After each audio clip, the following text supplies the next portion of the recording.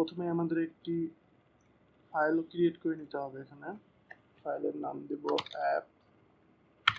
তো এখানে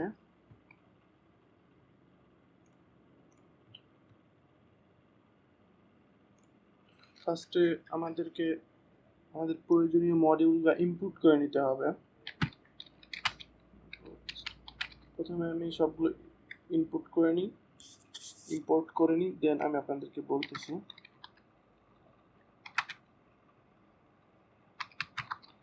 এখন কথা হলো, আমরা ইম্পোর্ট স্ট্রিং করলাম, আমরা এখানে স্ট্রিংটাকে ইম্পোর্ট কেন করলাম? এখন আমরা যদি গুগল ডকুমেন্টে যাই, পাইথন ডকুমেন্টসে, এবং সার্চ করি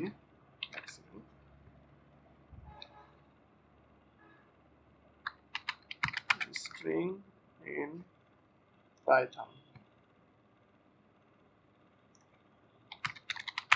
import string in Python docs। এখানে আমরা দেখতে পারবো যে আসলে এখানে বলতে চাচ্ছে যে আজকি একটা ক্যারেক্টার সেট যার মাধ্যমে আমরা আপার কেস, লোয়ার কেস এগুলাকে অ্যাক্সেস করতে পারবো। যেমন এ থেকে জেড পর্যন্ত এটা আপার কেস এবং এ থেকে জেড পর্যন্ত এটা লোয়ার কেসে আছে। আবার ডিজিটের মাধ্যমে আমরা 0 থেকে 9 পর্যন্ত এখানে অ্যাক্সেস করতে পারবো। পাঞ্চুয়েশনের মাধ্যমে এভাবে অ্যাক্সেস করতে পারবো পাঞ্চুয়েশনগুলো। এখানে কারণ একটা স্ট্রং পাসওয়ার্ড বানাইতে হলে আমাদেরকে সব ধরনের কম্বিনেশনটা রাখা খুব জরুরি। তো চলুন দেখি। আমরা এখানে আমাদের প্রয়োজনীয় জিনিসগুলো ইম্পোর্ট করে নিয়েছি। এখন আমরা এখানে লিখব s1 ইকুয়াল টু, যদি স্ট্রিং ডট আস্কি লিখি তাহলে এখানে আমাদেরকে দেখাবে আপার কেস। আমরা আপার কেসটা সিলেক্ট করব। তারপরে s2 যদি দিই স্ট্রিং ডট আস্কি, আমরা এবার নিব লোয়ার কেসটা।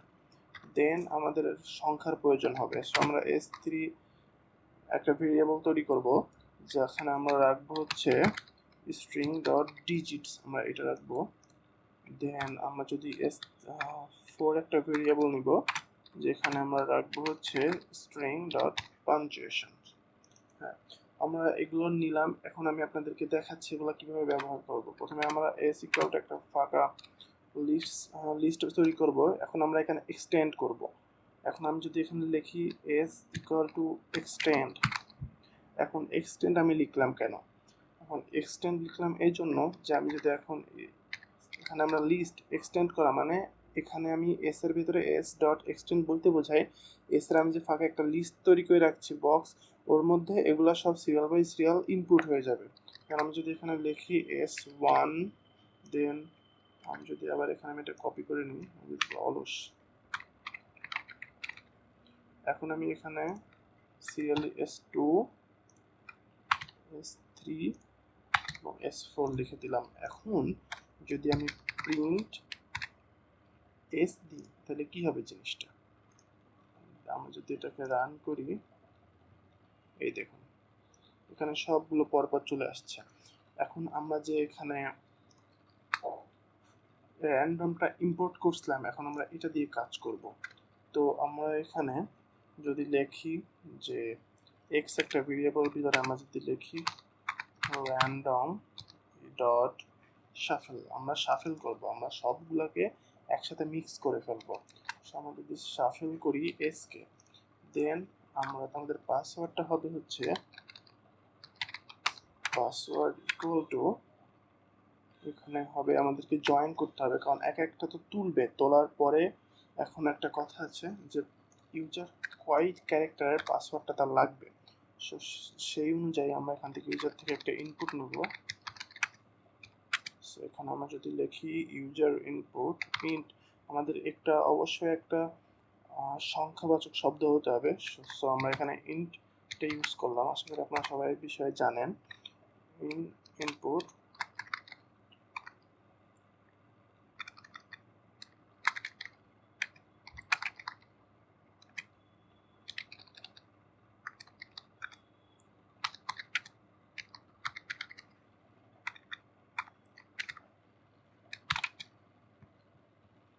আমরা পাসওয়ার্ড একটা লেন্থ নিব। সো আমরা সেই অনুযায়ী এখানে লিখবো হচ্ছে যে আমাদেরকে এগুলো সব কোনো মাঝখানে কোনো স্পেস থাকবে না, সেজন্য আমি ডাবল কোটেশন দিলাম।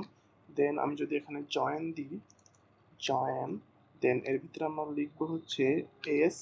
এবার এস এর থেকে আমরা কি নিব, এস এর থেকে আমরা নিব হচ্ছে এস এর প্রথমটা, এই এর থেকে মানে শাফল করার পরে যে প্রথমটা আসবে সেই প্রথমটা আমরা নিব।